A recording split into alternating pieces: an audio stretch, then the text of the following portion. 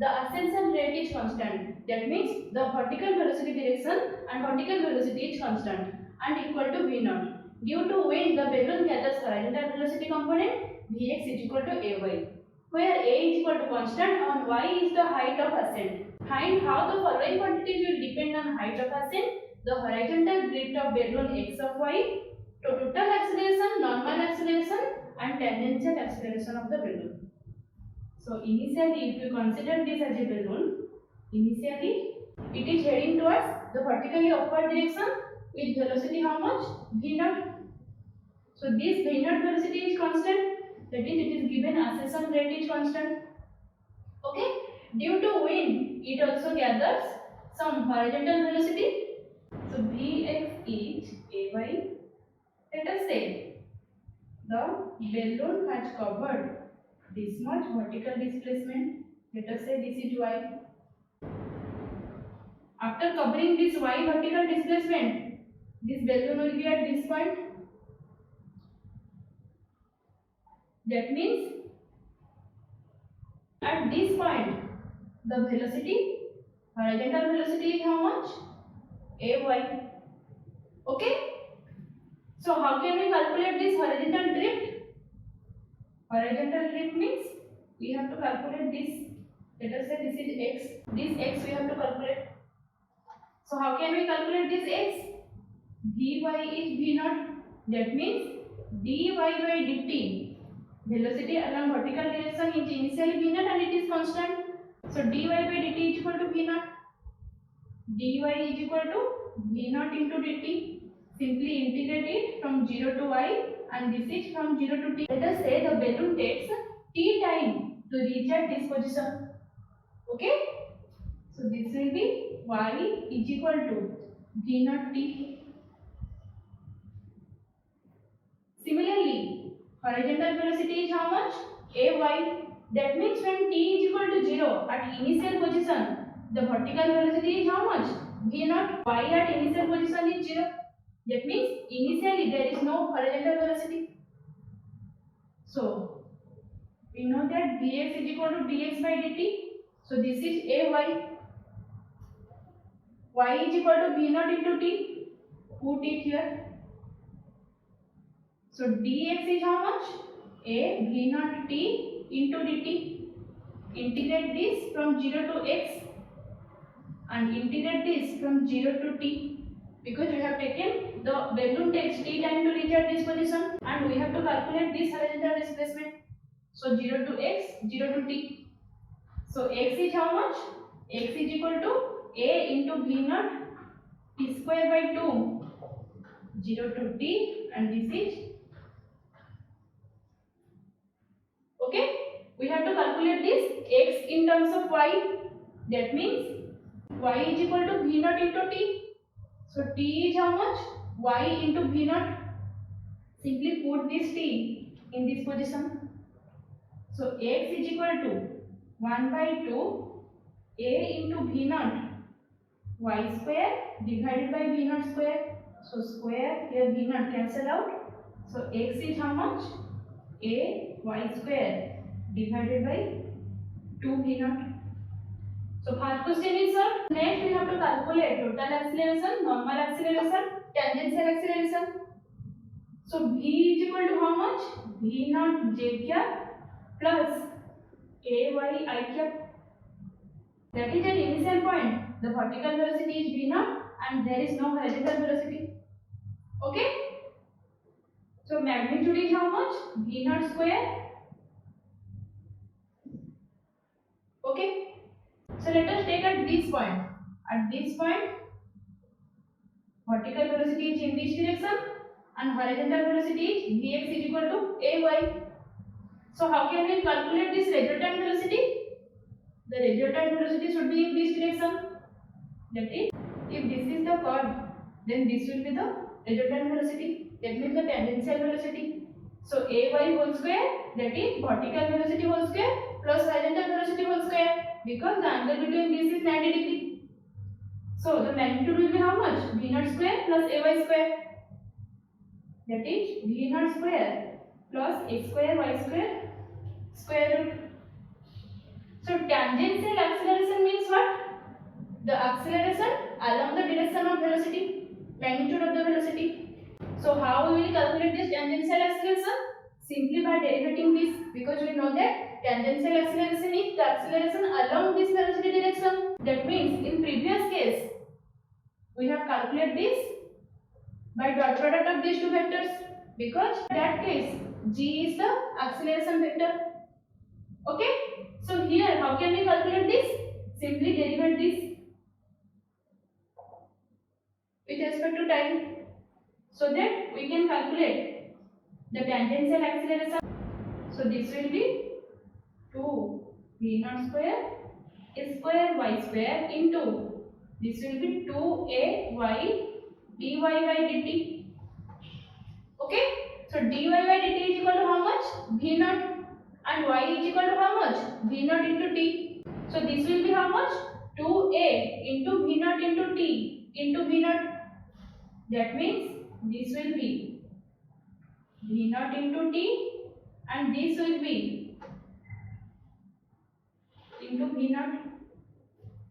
Okay, so this will be 2 into a into V naught square into t. So 2 cancel out. So simply this is a into V naught square t divided by this much. So we have calculated here tangential acceleration. Next we have to calculate the total acceleration and normal acceleration. So how can we calculate this total acceleration? If you see at this position, then you can see that velocity is v naught j cap plus a y I cap. Y component of this velocity, that means the vertical velocity is how much? V naught, and the horizontal velocity is ay. Okay, if we differentiate this, we can find the vertical acceleration. So by differentiating this dv by dt, we can find the vertical acceleration. So this will be 0, because v naught is constant, we know, in the question it is given.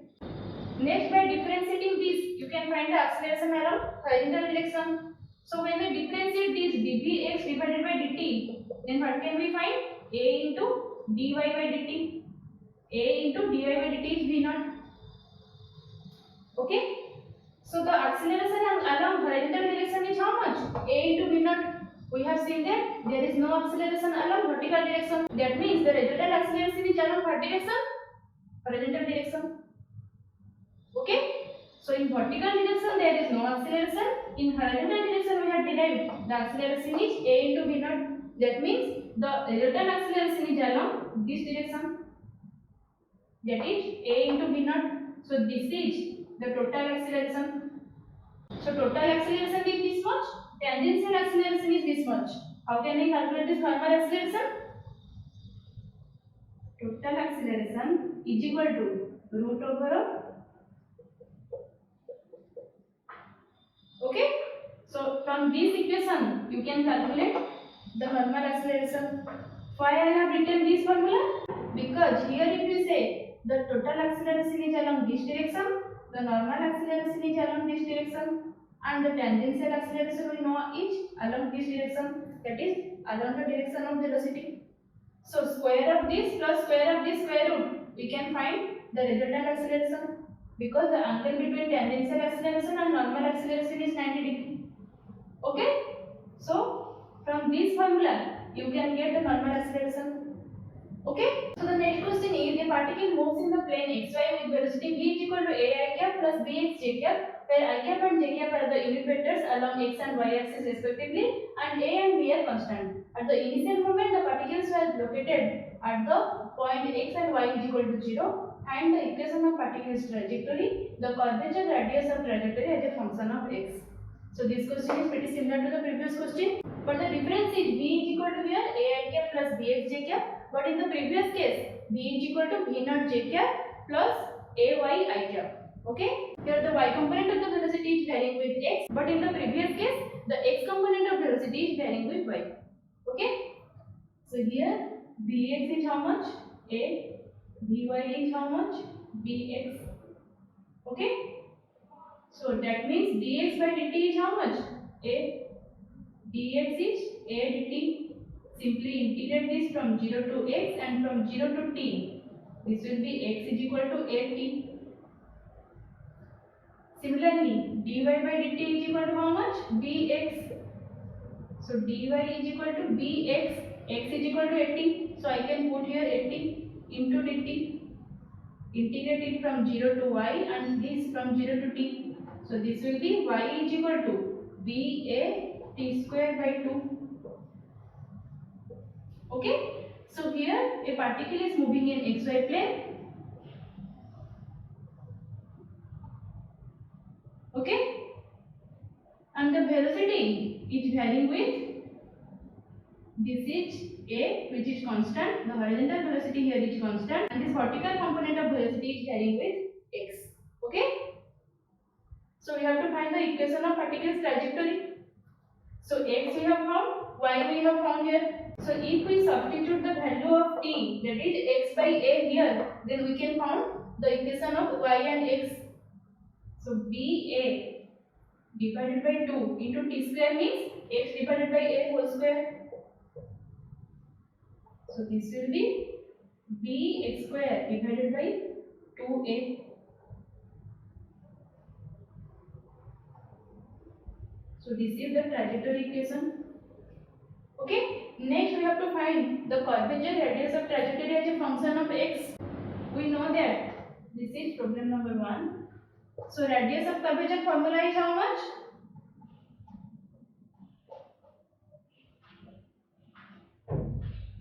D square y divided by dx square.